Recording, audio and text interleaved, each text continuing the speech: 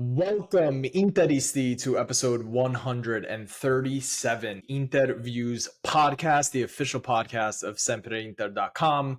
We are here for the post-match reaction of the first leg of the Champions League quarterfinal at the Allianz Arena between Bayern Munich and Inter, which finished 2-1 to the visitors. Goals from Lautaro Martinez with a beautiful Trivella finish in the 30th.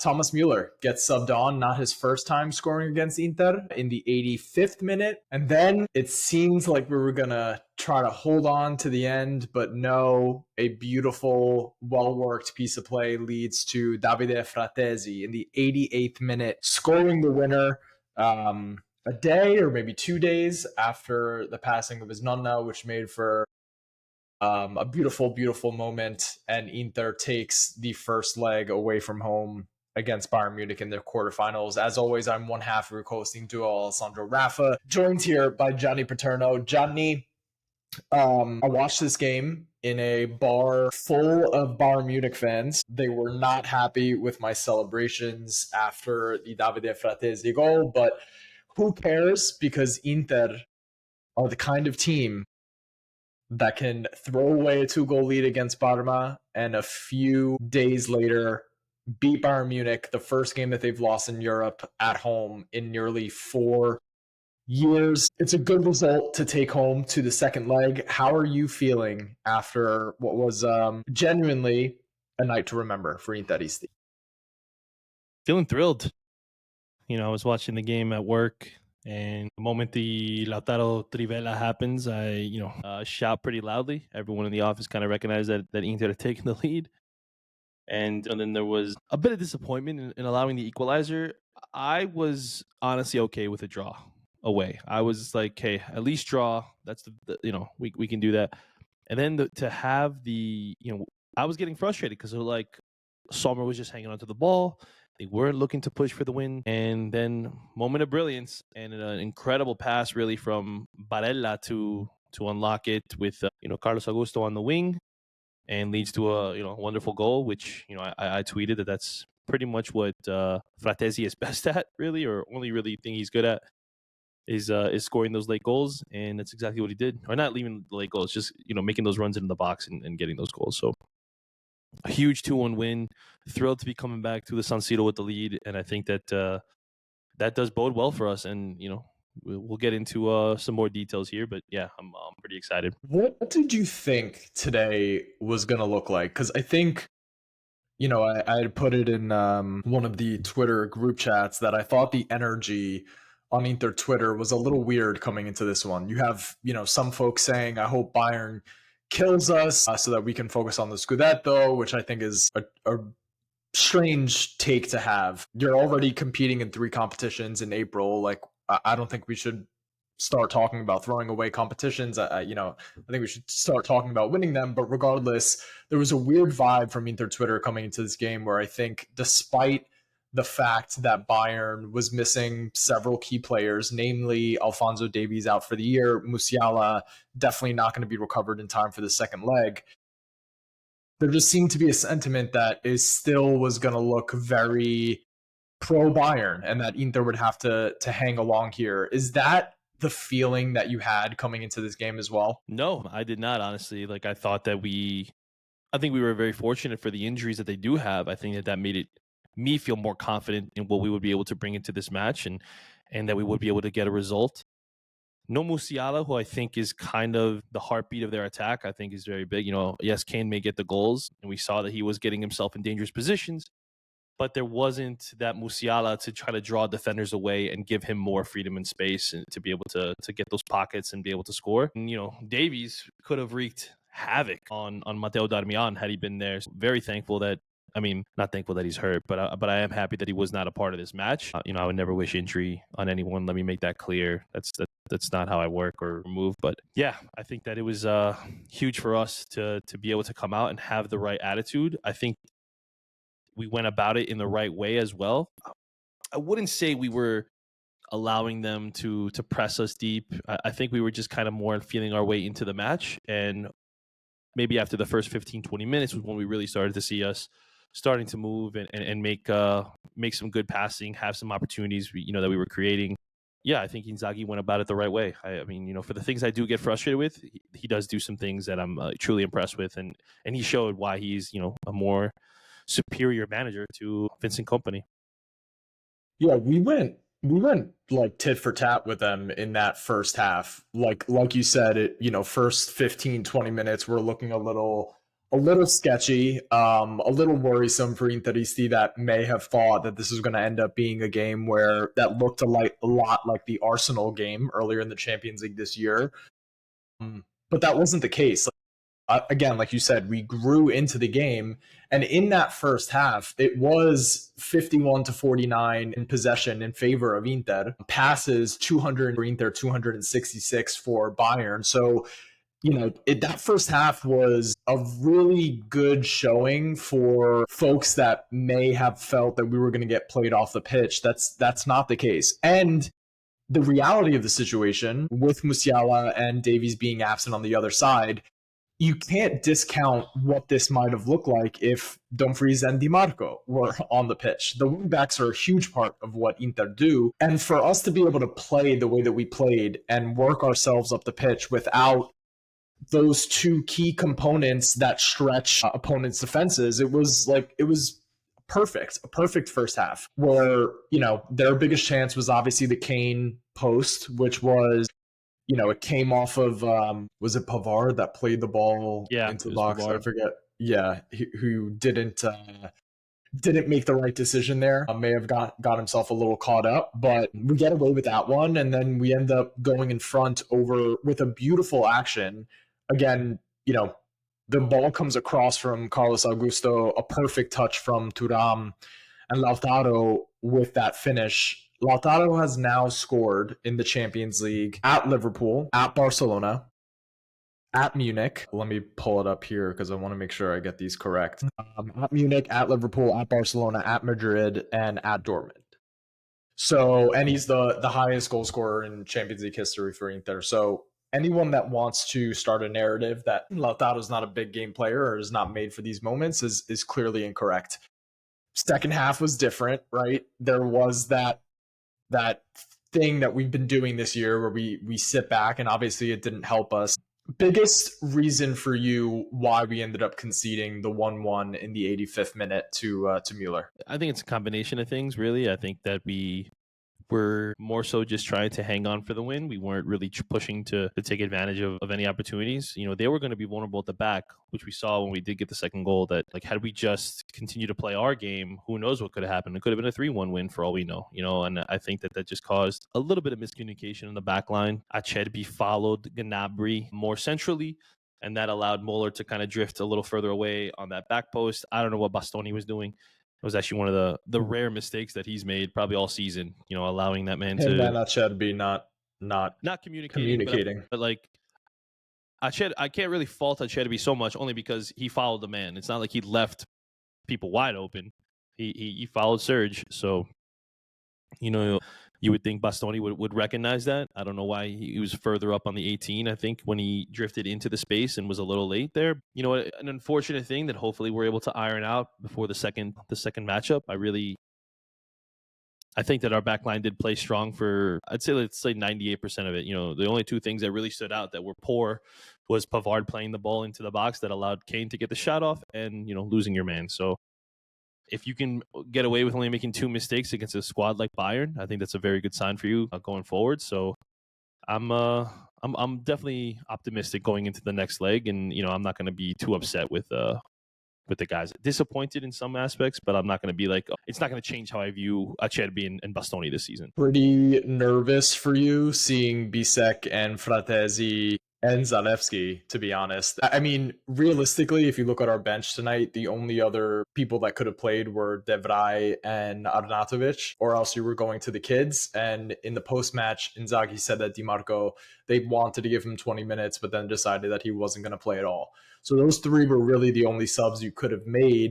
But I know what I was feeling when I was less nervous about Frattesi and Zalewski. Honestly, I was most nervous about Bisek because in those moments you need a strong defender with personality, and Bisek hasn't been that for a little bit of time. So What was your feelings for those substitutions, your read on how that was going to affect the game? I wasn't. Yeah, when I saw them warming up and getting ready to come on, I wasn't very happy with both Bisek and Frattesi. I thought that would be some holes on the pitch and some opportunities for Bayern to score. Obviously, they did score with those guys on the pitch. I wouldn't say it's a direct result of them coming on, and I just didn't expect Frattesi to really offer much. He's not. Look, I'm gonna be a little compassionate because if my Nonna passed, I would probably be a wreck. I wouldn't be the same person, same anything really. It doesn't matter what aspect of my life I'm in, whether it's playing, whether it's working, whatever it is. So I'm going to give him a little bit of grace with that and kind of be understanding to that. But his strengths aren't his dribbling. It isn't really his hold up play. It isn't his distribution. Like his strength is what he did tonight, which is getting in on late runs in the box and scoring goals. I didn't see how, if you were trying to just protect the lead, how he was going to be any help, really. I just wasn't sure where it was going to come from, what was going to happen there. And with Bisek, I mean, yeah, the guy's been a ghost, really, of who he was earlier in the season. Losing his man, not being defensively aware. I think that's signs of an immature defender. Now, most people say you don't really become a mature defender and really have a great grasp of your defensive abilities and really having tactical awareness until you're about like 28, 29 years old. That's when most defenders like start really reaching their prime. So he's probably got a few years to go before he can get to that level and hopefully iron out these little details that need to be fixed in his game. But you know what? Like, aside from one time where he pushed probably too far up the pitch for my liking, I thought that he played pretty well, pretty sound himself. I'm not going to look for any negative things to say, really, for these guys. I think that they kind of played better than even I expected, so I'm happy for that.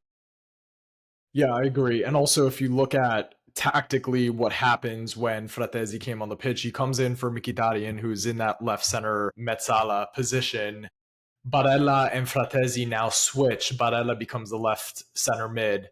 That action to score the 2-1 comes from Barella being in that left Mezzala to play the perfect, connect with Lautaro and play the perfect touch onto a streaking Carlos Augusto, and Frattesi making the run from deep from that right Mezzala position to get into the box and to score the goal. So tactically, it worked out as perfect as it's ever looked with this combination on the pitch, and that was amazing to see. In the post match on Sky Sport, Boban and Beppe Bergomi were talking about how this was the best game that the forwards, Lautaro and Thuram, have ever played together. Now, I think that they've linked up better in most matches, but they were mostly taking into account the defensive work and the, positioning that they did, and the only chances that they got to link up, they linked up super effectively. Obviously, for the first goal, and then for the rest of the match, just being able to sort of close down the passing lanes. What did you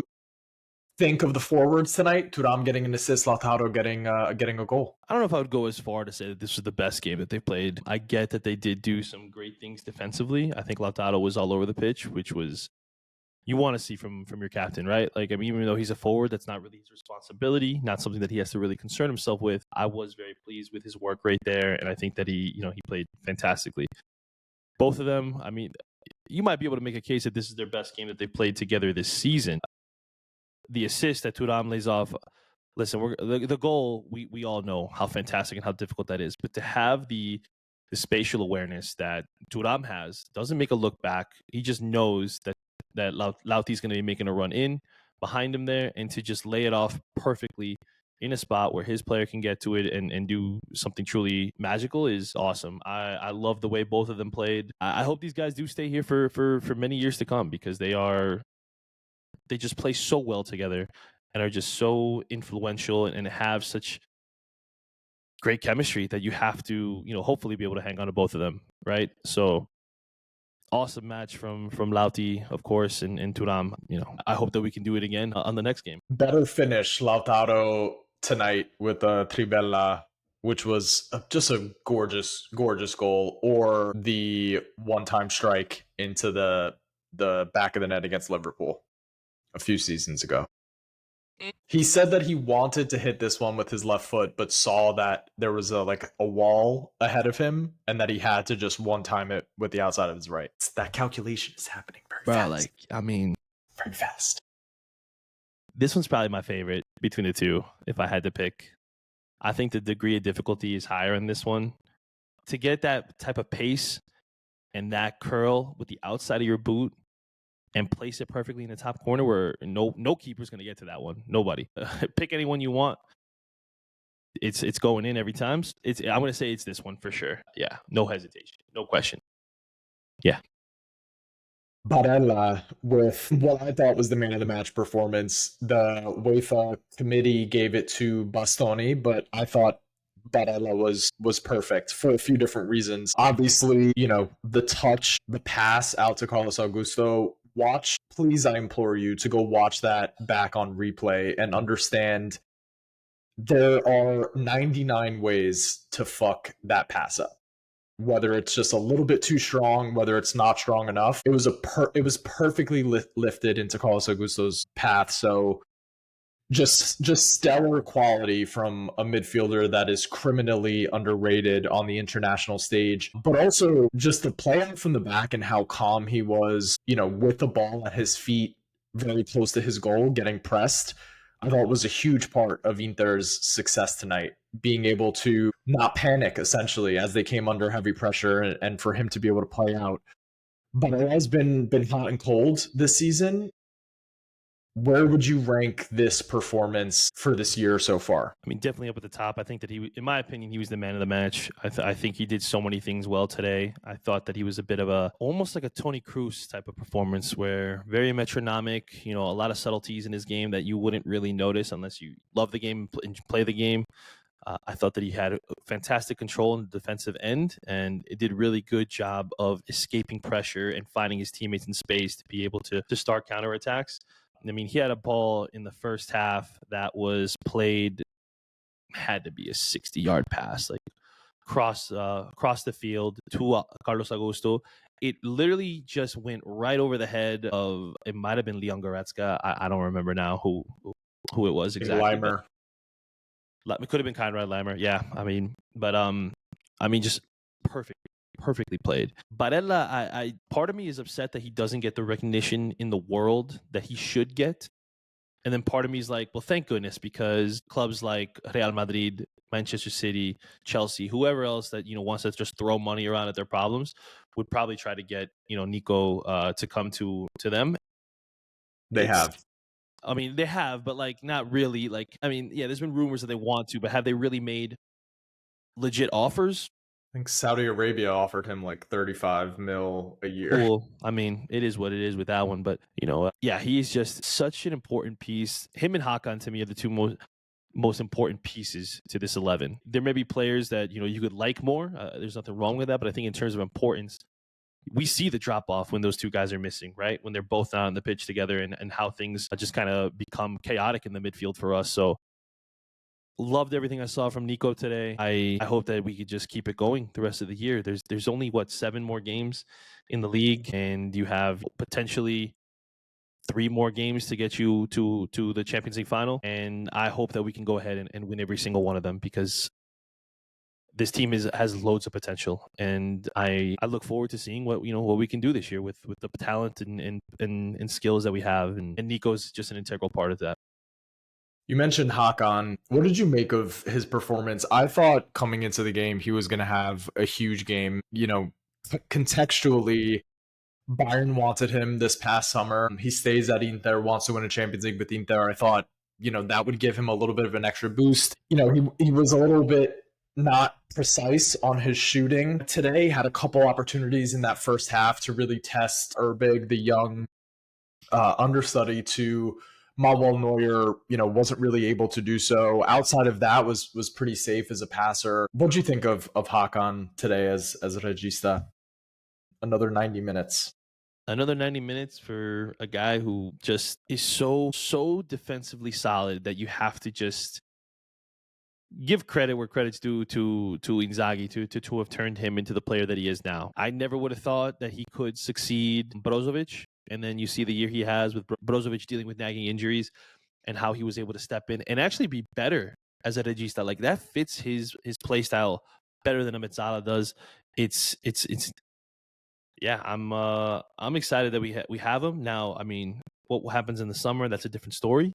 But I think that, you see just how this team ticks with him out there and how he's able to move the ball a little bit faster. He's a little bit more crisp with his passing than Brozovic. I think he has a longer range. Not that I'm trying to knock Brozovic or anything here, because I love both players, but I do think that he has some things in his game that make him a better fit for Inzaghi's system. And you see with his pace, the way his head plays, Brozovic was very casual. And I don't mean that in a bad way. I just think that he was very calm, sometimes too calm, where, he would allow a pressure to come in and then, kind of get shoved from behind, because he is although he's tall and lanky, he is a lighter guy. Whereas Hakan is always looking around him, seeing who's behind a front, and looking to see what's the best play to get this ball forward. I think he recognizes something that my coach in high school used to preach, that the ball moves faster than you do. If you're able to play it out and find your teammates, it's going to get there faster than you can get there carrying it and trying to make something happen on your own. So I think it's incredible the way that he plays, and I thought even just the way he was able to kind of counter a Kimmich, which a lot of people were worried that he would have all this freedom and time to be able to pick out passes and crosses and stuff, which is kind of a strength of what Joshua Kimmich can do. It's their whole team. Their whole team. It really is. And I thought that Hakan played it, perfectly and was able to really just negate his strengths. And, hats off to him to coming up for the challenge.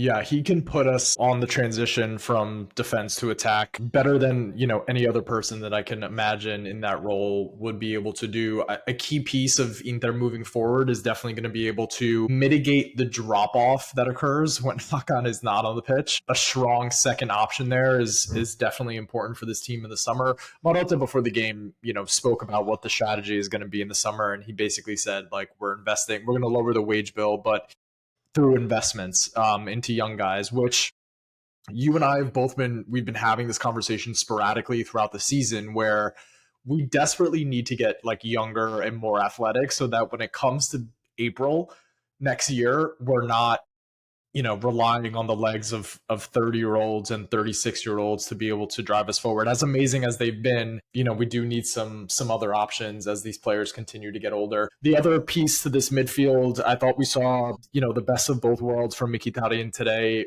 Really good in the first half, recycling the ball, smart with the tactical fouls as well, really, able to sort of stifle a few Bayern Munich attacks that were coming at us. I thought in the second half, he did get taken off for Frattesi in the 74th, but I thought in the second half he put us in danger with a few of his passes today, not being able to clear lines, just not being smart with some of those passes. But ultimately, he shows his value here.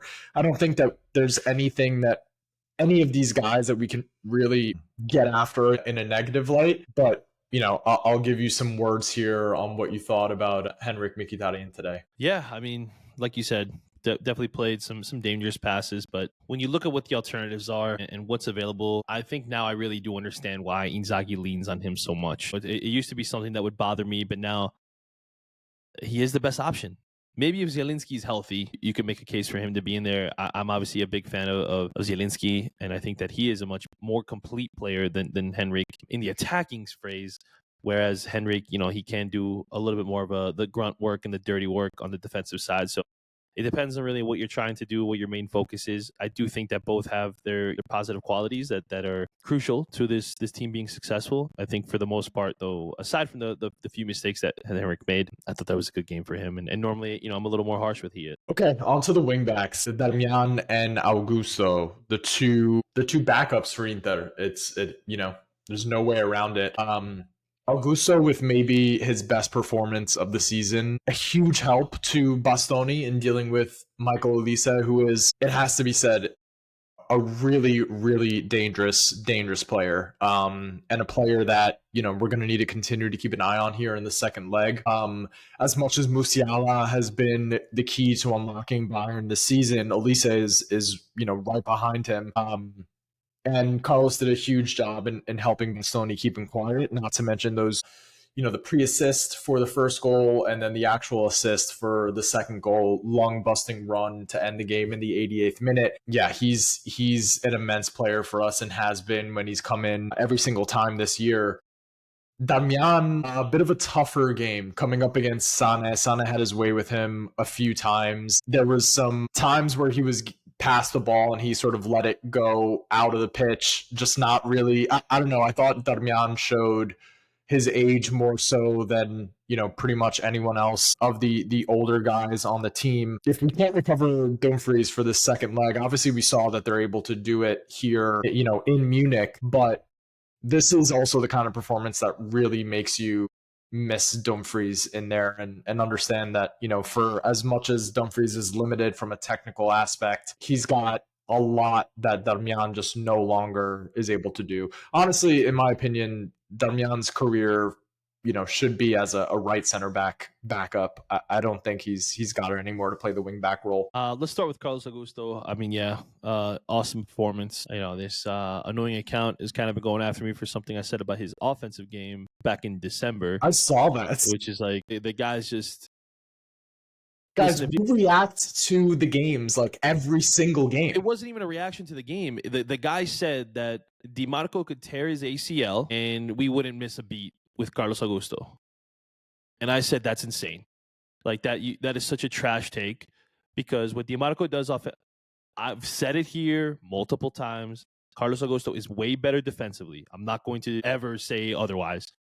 But if you think that Carlos Augusto is going to do more for you offensively and offer more with his crossing and all that stuff than Federico DiMarco, you need to get your eyes checked. You really do. And this guy was just going at it with me for like, and he just kept bringing up the same. This is the second time he's done that. From December, I don't remember what day, in December. We're now in April.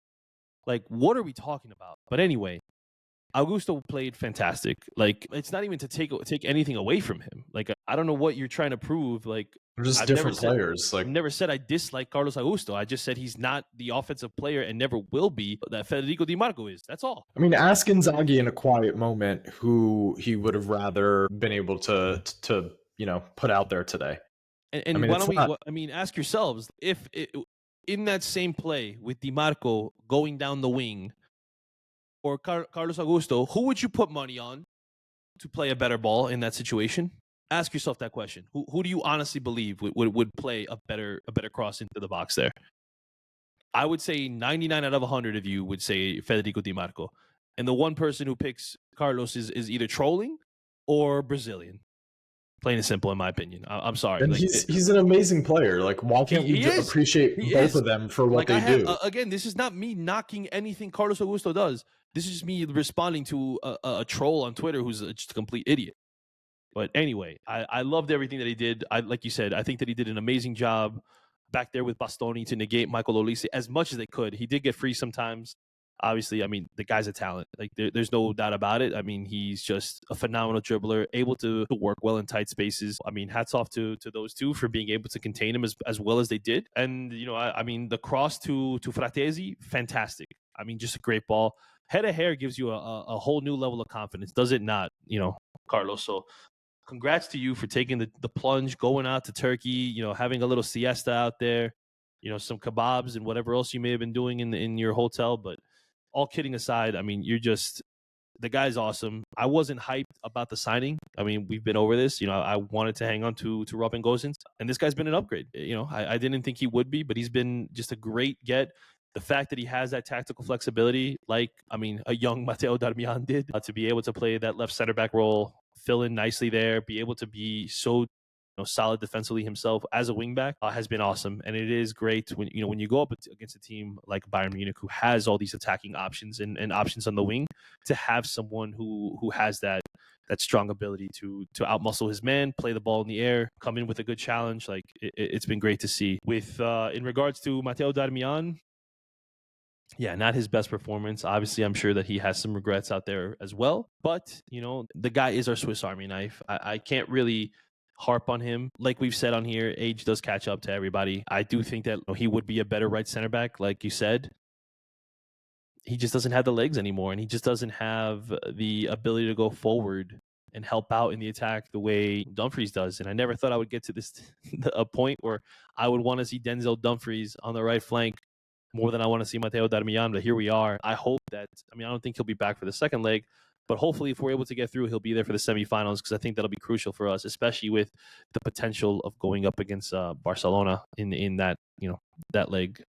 So If Dumfries is not able to make it back, should there be a conversation for Zalewski over Darmian in that second leg? and why are you asking tough questions? Like my brain is like fried right now. Like It's a tough question. it is a tough one, man. Like I don't let's hear what you would want to do. Maybe you could sway me in one direction. If Dumfries is not able to make it back for that leg, I would start Darmian because of the position that we're in. Like if we need to get a goal later on in the game, bringing on Darmian is not the way to do so. So I start him there. But if we're talking about a Serie A game, then yeah, maybe I want to see a little bit more of Zalewski on the right hand side over Darmian. Yeah, I would have to agree with you. I mean, as much as I like what Zalewski can do in the attacking third, obviously we see what he can't do defensively, right? It's not the prettiest thing out there when he's having to track back and stuff. However, I do think that there is signs of improvement, but it's just not to where we need it. Right now, we are going to be defending a lead. So I would much rather start with Darmian. I think, yeah, like I would agree with you there. And then, potentially, if God forbid we need to chase a goal, you can have Zalewski going against tired legs, which could be beneficial for us in that regard. So yeah, I think you got to stick with Matty Darms, aka the Swiss Army knife, aka Captain Jack of all trades, whatever you want to call him. I mean, yeah, I think it's the way to go, and hopefully we won't need to hit the panic button and throw Zalewski out there. We've spoken a lot about Acerbi pocketing some of the best forwards in Europe every time he goes up against them. Would you categorize his battle against Kane today as that? If he empties his pockets tonight, is Kane going to be in them? I mean, Kane is definitely in there. He's got every right to throw the phone on the nightstand, throw the keys, throw the wallet, and put his little Harry Kane right there too. Because I don't know how the guy's able to roll back time and pocket these incredible strikers and to keep them scoreless, but he does it time and time again. Thankfully, he wasn't put in situations where guys were really dribbling at him and put him in tough situations like that where he may have to make a late challenge. I mean, another awesome performance from our boy there, or I guess our old man there. Really, not really our boy. Yeah. I definitely think he's had more dominant performances against some of the other strikers, but Kane also, he forces the issue by dropping deep to combine, which naturally would have to pull Acerbi out of his shell. So I do think like that's why it probably looked the way that it did. But nonetheless, like, did Kane get on the score sheet? No. So you have to give props to Acerbi there. Bastoni, just really, really strong consideration game after game for him being the MVP of Inter season. Really? Yeah. Even with the blunder. At the end of the game, yeah, even with the blunder, we dealing with Elise all game, but also in that first half, really facilitating the play, playing out of danger in the second half, to really good effect. And we can't. This has been Bastoni's best defensive season, right? If he doesn't get his man on this one time, not going to kill him. But yeah, this was a great performance from a person who should not be in conversations with Pau Kubarsi for best ball playing defender in Europe. And then Pavard, really solid, except for a blunder also in the first half, that giveaway that led to the Olise shot or a cross to the back post. I'm forgetting exactly what happened there, but I feel much better with him at the back than I do with Bisek. Even if it wasn't like his most dominant performance, I think Pavard was very good today. Jan Sommer. This is your avenue. I'm not even going to speak here. I remember there was a few fans of Inter who criticized the signing of Jan Sommer. I'm not going to name names. I remember, well, one right off the top of my head. There was definitely at least two or three others that felt so upset and so strongly that this was such a massive downgrade from Andre Onana. And my goodness, do you owe this man like the highest of apologies? Because this guy does things like the saves that he was making and the rebound control. Again, The I always rebound control. I Yeah. always go back to how important being able to control your rebounds and not spill balls into the box that allow, other players to run in and poach goals. Maybe he had one that kind of spilled away from him, but again, it was a tough shot from Kane that was going to the bottom right, really Jan Sommer's left, and he had, he got his palms to it and was able to recover nicely on there. But he had a few shots that were shot venomously into his chest, and he was able to catch them. Had some point blank opportunities. I think the only one that I'm sure he wished he may have would have gotten a finger on was the one that went just wide by Kane that hit the post. But and you can't even fault him for the goal. That's just defenders losing their man and kind of leaving somebody free on there. He would have had to make the most insane reflex save to be able to keep that one out. So listen, I love Jan Sommer. It's gonna be a rough day when he eventually leaves this club. And not that I don't think Joseph Martinez is up for the task, but I think he's going to go down as one of the most underappreciated Inter goalkeepers of all time, and probably not going to get the credit that he definitely deserves while wearing these colors. I loved him at Borussia Mönchengladbach. I thought that he was great at his short time with Bayern Munich. And I am very thankful that we have a player of his caliber at our club who's making fantastic saves and bailing us out time and time again. I can't think of a game where he himself has cost us the game. He's had errors and not. Knock on wood. Boy, here, come on. Let's Knock on wood. don't be Knock on wood. don't be that Nima fella with Knock all on these wood. jinxes and stuff. The guy's been phenomenal, and he hasn't cost us anything. He's had blunders. He's had shots that I'm sure he wishes he could have back. Yeah, I've seen a few that kind of went right through him or went in too easily. But I love the way this guy plays and how just calm things seem to be when he's back there. Not that it's chaotic even when Joseph Martinez is out there. It's, again, I'm not saying this. There's someone who comments on our Spotify who thinks all we do is talk negatively. I'm not saying these things to come off negatively. I'm saying these things so that we just appreciate what we have. And I'm thankful for Joseph Martinez too, but Jan Sommer deserves way more than he gets. Yeah. I really don't. I'm gonna let the numbers speak for themselves here. I know everyone hates the numbers, but let's dive into them. 6 saves, expected goal on target, which XG is measured by the quality of the chance. Expected goal on target is measured by the quality of the actual shot on target. It's not where the shot is taken and what the percentage is. It's the percentage of where the ball is shot. 1.84. So he prevented 2 goals today. 4 saves inside the box, 3 punches, 2 high claims. So yeah, by the numbers, really good. Also, anyone that just really quick on the you guys talk negatively. I feel like we're pretty positive, all things considered. I'll say you're more positive. I know I can be negative at times and I can be a little harsh at times, but I'm also a fan who's passionate about this club. Would you rather me be apathetic or kind of just be, oh well, that's what happens. It's footy, whatever. Like, I don't know. But we talk about every single game, and we talk about what we saw for every single game. So over the course of 50 potential games in a season, and we're breaking down 90 minutes 50 times a year, I don't know, it's not always going to sound really awesome. And I don't think anyone really wants to listen to a discourse that's just so positive. Listen, like I'm positive, but also like, what do you want us to do? Like, we have to critique what we see as well, or else you're just listening to like a fluff podcast. And I think part of what we try to do here is keep it as real as possible. So anyway, just quick note on that. But let's turn it over to you. Questions from the InterViews listeners at Real SC Fitness. Hi, InterViews team. Great win. I have 2 questions for the pod. What is Zielinski's status? We're not going to see Zielinski for quite a bit of time, possibly not until the last month of the season. And 2, I know Frattesi is almost definitely leaving this summer, but for now, do you think he should be Mickey's substitute? He is the substitute. He's the first midfielder off the bench, and to pair this with another question from @Banana Pudini, do we owe Frattesi an apology, or was this just another flash in the pan? I don't think it's ever been a flash in the pan.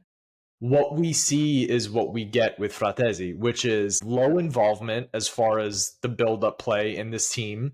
Maybe not a great fit in this system because of that lack of build-up involvement, but elite box crasher, elite finisher, in the box. And what we see is what we get. So that's what we've spoken about.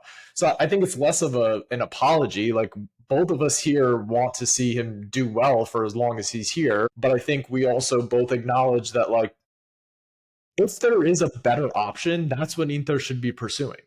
If there's a way for the team to get better, like, that's what, and he's elite at what he does. There's no taking that away from him. No, not at all. All right. Peter Jordan, what a result. Job half done, but plenty left to do. Lautaro left everything on the pitch. Captain's performance. Disappointing to concede, but what a response. That's some serious character from Inter. And if you watch the full highlight, Frattesi runs from ridiculously deep. Lautaro is the epitome, as far as captaincy is concerned, the epitome of everything that Icardi could not give us. As far as, like, the leadership, as far as the fighting for every ball on the pitch, as far as the conversations that he says that he had with the team after the Parma game, he's an actual leader. For as much as, people want to shit on him, and I saw some Interisti saying sell him after that first half or before he scored the goal, like, he is what a captain is, which is someone who picks the team up when we need him to pick the team up, and someone who leads by example, chasing down every ball that there possibly could be. Yeah. Sorry. Yeah, no, I thought you were just going to end it there. That's it. Yeah, no, I couldn't agree more with that. Listen, Lautaro is not to be dramatic or anything, but probably the best captain we've had since obviously Zanetti. No disrespect to Handanovic, but Handanovic was a quiet leader. Lautaro leads by not just by his voice in the locker room, but he also does it by his example. Like, look at the performance he put in today. Like Peter Jordan said, just all over the place, doing everything he can to help win, coming in with tackles. Like, I don't know a striker that I've seen perform 3 or 4 slide tackles to try to win back possession the way Lautaro has, at least not this year. So I'm thrilled that he is not only wearing the armband, but doing it proud and doing us proud. 100% agree. @Andrew_DBN, we need our bench back for the second leg. All right, so let me give you the options of the folks that could be coming back are Dumfries, a healthy DiMarco. For the second leg we're talking about. For the second leg, Zielinski's not going to make it. And then Aslani is coming back from suspension. So let's just talk the wingbacks, because obviously that's what we're going to talk about here. As far as the bench is concerned, give me who would you rather have? Augusto and Dumfries or DiMarco, Damian? Starting or on the bench? Available. So let's available. Say only one of Dumfries or DiMarco is available. Let's say it that way. I can't believe I'm going to say this. I think I would actually take Dumfries for this match.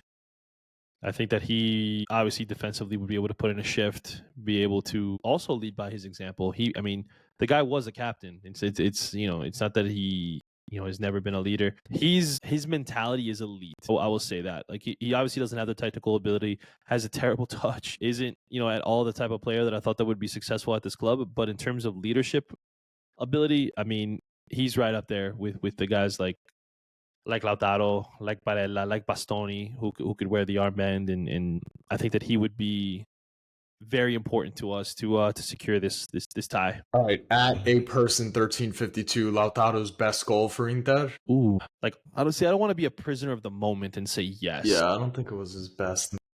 It's up there. It's up there for sure. Yeah, I don't think it was the best one though. Like, he's had some bangers from outside the box that have been nice. Yeah, he's had some legit, like, insane. This one was screamers for sure. Okay. Let's go to Signore Gino Panino. I'd say Inter is back. Amazing first half, led by our Capitano, and an amazing goal. Team goal, and Draghi ball at its finest. Felt like we tried to park the bus in the second half. Didn't go as planned. But Frattesi leading the way again. And like last year, Young, you see what that goal meant for him, his Nonna, and the team. I'd say Inter. Forza Ragazzi, Gino Panino from Vancouver. We play on. Amen. Love it, brother. Got it. You need to send in a voice note for every single one of these. You know, the 100%. other underrated aspect of this is that maybe that Frattesi goal, like the emotion of it, gives this team a little bit more of a togetherness in an emotional moment. You know? Yeah.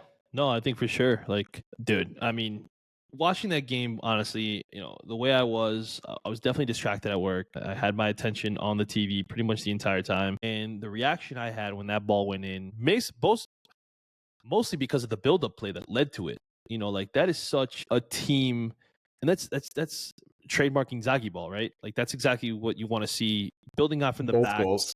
Both goals really. And the second one probably more rapidly. Like the way that they went about it was just so incredible. Listen, I mean, when Inzaghi ball is clicking, it's insane, and I loved the way that we were able to come about it. And look at the way they celebrated the second goal too. I mean, there's a great picture of Lautaro and Barella's reactions. I mean, I would try to find it, but yeah, I mean, I just love it. Love it. All right, Sarthak put this voice message in during halftime, so let's see what came out. InterViews team. This is Sartak here in Intersan. And I was wondering, what do you think of Carlos Augusto, especially his performance today, in the first half and also for the rest of the season? I felt that his offensive capabilities are excellent as a wingback, but today it seemed that he was sluggish to return back and help defend. But anyways, thank you guys. Forza Inter. Yeah, we've both been saying this. Like, he's a player that I think can be at Inter for a long time because of his versatility, because of the fact that he can offer something different offensively than DiMarco, a little bit more of a forceful runner, and also just very good defensively. As far as like the sluggish getting back, I didn't see much of that. If anything, I saw Yeah, me neither. a really hard work rate. He also got himself out of trouble a few times in the first half too. So I'm a big Carlos Augusto fan. It's once Darmian is out of this team, I know he can't quite play on the right hand side and be the Swiss Army knife from that capacity, but you do feel that he can lock down periods of time that Bastoni or DiMarco are out, in either one of those positions. So I want this player on our team for a long time.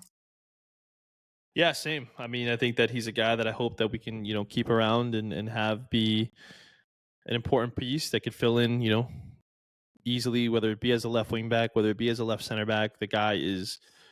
I didn't see sluggishness on tracking back to defend myself. Maybe I have to go back, and take a look again. But I don't think so. And yeah, I want to keep him around for many years to come. Someone tweeted like typical Italian team sitting back, whatever. And I just have to say, did you watch those two goals? They were more beautiful football than maybe you've been seeing out of Bayern all year. So state chat, as the Barres would say. State chat. Okay? Stai zitto. Okay? All right. Anything else on this game that you want to touch on here? On this one, no. What about on the next one?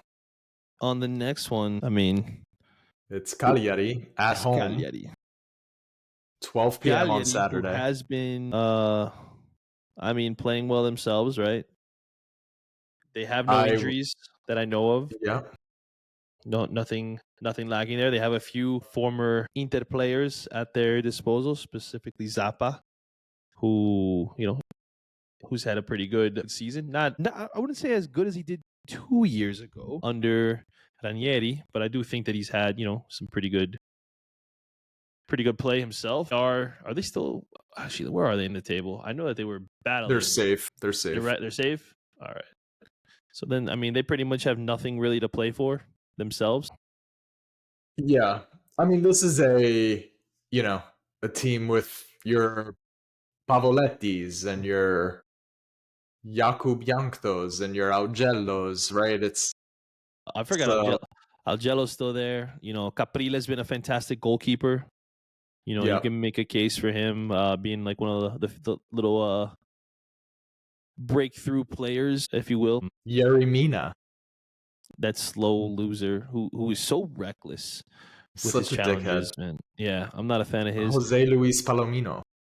You know, Roberto Piccoli's been pretty good for them as a forward. You know, I think he leads them in goals. Which I mean isn't saying much because it's Cagliari and they don't really have a lot of talent. Let me see how many goals. I think he's got 7 goals. All right, so I was close. With that. Yep. But yeah, you know, I think they're going to be playing, you know, very defensive themselves. They're going to just be trying to hang on to a draw at the best. Being 15th, I was at the table, game last year where they took a point off of us at home, so I don't have great feelings so about them. But I guess we're good with you not being there again. should I not watch? Yeah, skip this one. I'll just do it solo. The pod, you know, miss Yeah, out. that's all right. I mean, I'm gonna listen. No, you can't. Tito Lavumbo, very good. Very, very tricky. I don't know if I should have said very good. Yeah, he's a tricky guy. I don't know if I'd say he's very good. But Matteo Prati. Davide Nicola's, you know, he's a bit of a tough one to deal with, right? Mattia Felici, pretty good. Is he pretty Adam good? Aubert. Yeah, Felici's been decent. So listen, they're your typical low mid-table, not even mid-table. They're your typical low-table Italian team. There has you can never rule out a banana peel, but they also we should definitely beat this team. I think the only thing that would give me hesitation would be what kind of rotation that they're going to do, given that Bayern Munich is coming up again midweek at home. So yeah, let's see how that one plays out. Let's take a look at how it plays out. Yeah. All right, hit the hour mark here. I think I'm good. Yeah, I would say I too am good. Oh, get on Twitter tomorrow. Do not forget this. I'm going to release this episode tonight, April 9th, tomorrow. Antonio Nocerino's 40th birthday. Go on the Lights Twitter account, wish him a happy birthday. And if you don't tell him I sent you, you're dead to me. There we go. We're trying to help Johnny get a promotion here, I guess. Trying to help me get a promotion. Trying to make money moves to be able to do something alongside Antonio Nocerino. All right. In the words of the great Roberto Scarpini, forza ragazzi, forza ragazzi, forza ragazzi.